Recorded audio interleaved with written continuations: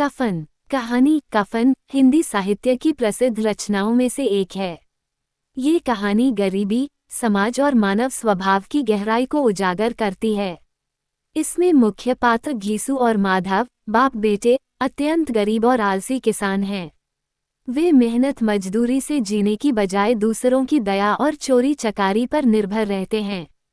घीसू और माधव गांव के किनारे एक जर्जर झोपड़ी में रहते हैं। दोनों बाप बेटे काम करने से जी चुराते हैं। उनके आलस्य और स्वार्थी स्वभाव के कारण गांव में उनकी कोई इज्जत नहीं है। उनकी झोपड़ी में भूख और गरीबी का साम्राज्य है, फिर भी वे अपनी समस्याओं के लिए कभी कोई प्रयास नहीं करते। माधव की पत्नी, जो गर्भवती है, प्रसव पीड़ा से कराह रही है। बाप बेटे झोपड़ी के बाहर आग के पास बैठे आलू सेक रहे हैं।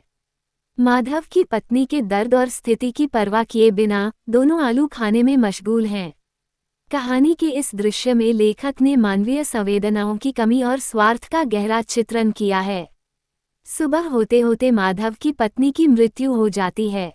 घीसू और माधव दुख जताने की बजाय सोचने लगते हैं कि अब उसे दफनाने के लिए कफन की व्यवस्था कैसे होगी। दोनों गांव वालों से कफन के लिए चंदा मांगने का निर्णय लेते हैं। गांव के लोग उन्हें चंदा दे देते हैं, क्योंकि किसी की मृत देह को सम्मानजनक विदाई देना समाज का कर्तव्य माना जाता है। घीसू और माधव कफन के लिए मिले पैसों को लेकर शराबा खाने जाते हैं। वे वहां जाकर महंगी शराब और स्वादिष्ट भोजन का आनंद लेते हैं। उनके मन में यह विचार नहीं आता कि वे उन पैसों का उपयोग मृतक के लिए करें। वे अपने स्वार्थ और लापरवाही में